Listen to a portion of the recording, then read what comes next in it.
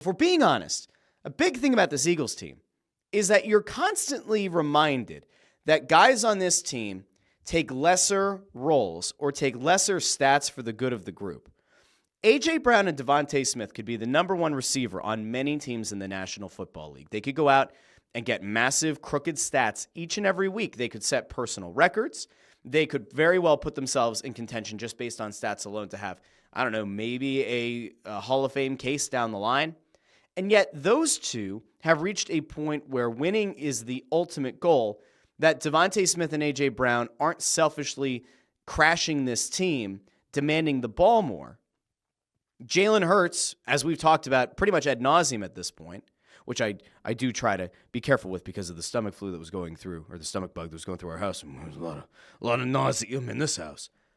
I will point out that Jalen Hurts could theoretically go out there and throw for 300 yards every week. But in doing so, he might turn the ball over a bit. And instead, he played a very conservative game, took his shots when it made sense, multiple times on the telecast. This is one of those things that you come back and you're happy to have Tom Brady's insight on this as the greatest QB to ever play the game, the winningest quarterback, the guy who held more Lombardi trophies than any other quarterback in the league's history. There were times in this game where Tom Brady would note Jalen had Devontae Smith open, or he had a one-on-one opportunity down the field with A.J. Brown, and he said sometimes you just got to let that one go. But then would note what the coverage looked like, would then kind of note or imply Hurts just knows he doesn't have to take those shots right now.